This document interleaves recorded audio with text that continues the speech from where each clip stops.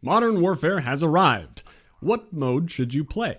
Well, if you already know what you want to play, then by all means, play that. But we're here to talk efficiency, because they said you can gain XP in multiplayer, special ops, and even campaign. So maybe you want to unlock your custom classes before even touching multiplayer, or you could play the campaign first without feeling like you're falling too far behind. Well, here's roughly what I found. I was getting the highest XP per minute very clearly from multiplayer. I'll be breaking that down further in a moment. Then the operations within Spec Ops gave me some XP. Not a whole lot, but maybe it could be optimized to be more on par. The classic missions gave nothing at all though. And finally, the campaign did not actually give any direct XP. Their tweet about that was maybe a bit misleading. I'm guessing they were referring to the fact that some missions give you a double XP token that you can choose when to use. I need to dive into everything I just said, but those are the results at a glance. The bottom line is the best thing to do for XP would be to either play through the campaign if you want to and collect all those rewards,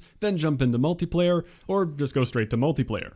Now time for big explanation. First of all, this is day one testing. Obviously playing longer would give more meaningful averages, but the goal was to get a rough initial idea of what to jump into for the most XP. That's all, because I was wondering about that. Starting with multiplayer, I did not include XP gained from challenge completion. I removed dailies and the challenge missions because I was more interested in a base rate. But keep in mind, multiplayer is the place for doing all the daily challenges and challenge missions for some very nice XP bonuses. So that is yet another thing in the multiplayer column on top of it already being the best. Here is the full breakdown by game mode. I'll explain what you're looking at here. You don't have to read all that. I played 5 games each of those 4 game modes: TDM, Dom, Cyber Attack, and Ground War. If I show the overall averages, you can see Cyber Attack and Ground War stomped regular TDM and Domination. But here's the thing, Cyber Attack XP may look like it's 50% better based on that, but I can tell you, I think I played 50% better. In the TDM and Dom games, I wasn't doing that great. I usually got a couple low streaks each game, and that's it. Didn't cap tons of flags, my average KD was around 1, sometimes I spent a bunch of time getting spawn trapped. It wasn't fun. Then came Cyber Attack, and I did a lot better, and I had a great time, and the score is reflecting that. If I had spent a bunch of time being dead in Cyber Attack instead, then that score would probably drop to be more comparable or even below Dom and TDM, but I was alive most of the time, I planted the EMP a few times, I revived teammates whenever I could, so is Cyber Attack really that much better for XP? Well, I can't really say that. What this is showing is that the best game mode is the one where you play the best. I do find it odd, though, that I suffered through 10 games in a row of TDM and Dom doing mediocre, then loved my time in Cyber Attack. So all I can suggest is give it a try and see if you like it. If you don't, then it may not be for you. Now, Ground War was also very good, as you might have expected, and I feel more comfortable calling Ground War consistently better than TDM and Dom, because my first few Ground War games, I actually felt like my XP rate must have been horrible. I did a lot of running around looking for a fight. The first 4 matches here, it felt like everyone was sniping and camping. I wasn't getting any of those crazy moments where you sneak into the big quarry warehouse and take down 8 people one after another, all spawning on each other, and yet it turned out my XP rate was still pretty darn good through those games. And then finally on my 5th game, I had one that felt good. People were actually rushing around in those warehouses, so I was getting in tons of fights, not just running around looking for one all the time, and sure enough, that game had the best XP rate out of this entire test. So I'd recommend give Cyber Attack a try, or if you want a respawn mode, Ground War is looking like your best bet. Unless you also hate that. At the end of the day, play what you have fun playing. Your XP will vary drastically depending on your playstyle and skill, the people you happen to go up against, the map, and if you hate the mode, you probably aren't even getting more XP than you would playing what you want to play. So moving on, averaging everything together gave me that multiplayer average, which I wanted to compare to Special Ops. The classic missions seemed to not award anything. I played the first one, the only one, Safeguard for 20 minutes, got to the end, and could not get in the exfil helicopter. I tried to do some research and found many other people had this as well. I'm not sure it's even possible to win the first mission. You know, the only one we have access to. Because I assume you have to beat it to unlock more. You clearly don't gain any XP for the kills like you do in Operations, and when you die, it says rewards coming in November. So, Battle Pass related, I suppose? Right.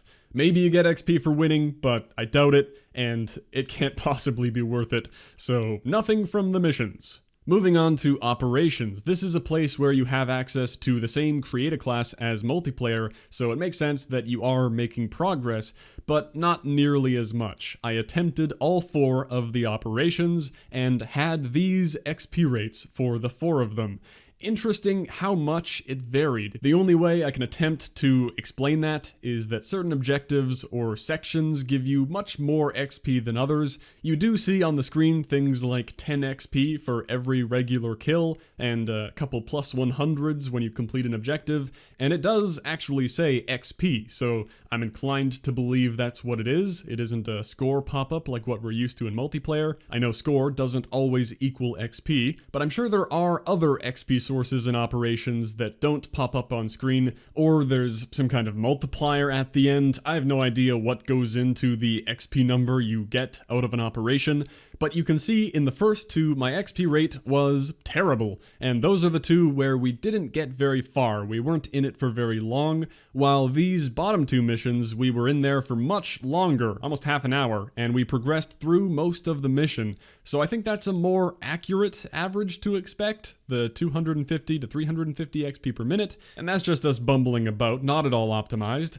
And a major flaw here is that I attempted these 4 operations. I have yet to win one, cause I guess I suck? I feel like diving into a mini discussion about operations and how I'm finding them to be kinda whack, but I think I should make that a separate thing. Anyway, maybe we would get a big XP bonus for winning the operation, but even if the XP were doubled, it would just not compete with multiplayer. And you have to be really good and coordinated for that. I bet that as we learn more about Operations, there may be a way to optimize a run and make the XP decent. I don't have enough information to say that Spec Ops will always be trash XP, but I do have enough to answer the original question: is this what you should hop into off the bat for good XP rates?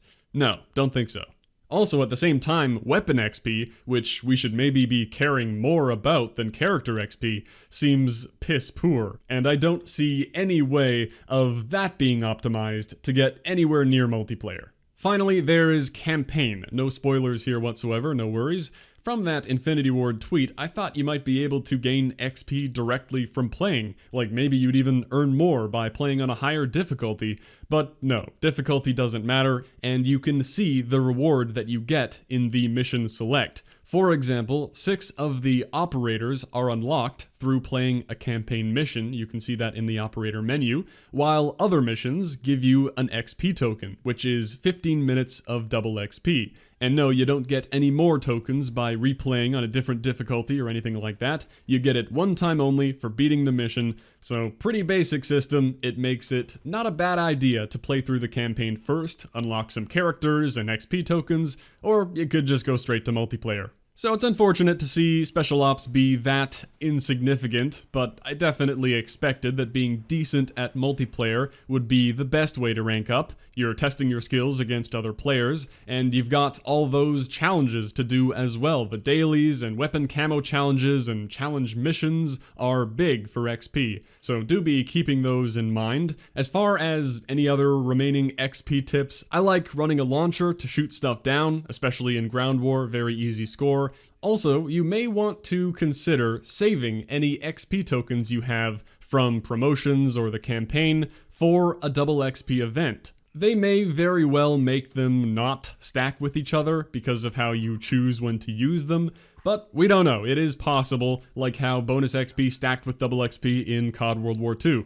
So I'll be holding on to mine for now. Hope you found this informative when it comes to XP gain in all the modes. Maybe it can help guide you to what to try first. Next, I'm thinking I might try to do a similar thing but for weapon leveling, because I'm guessing the results will be similar, but could be worth looking into.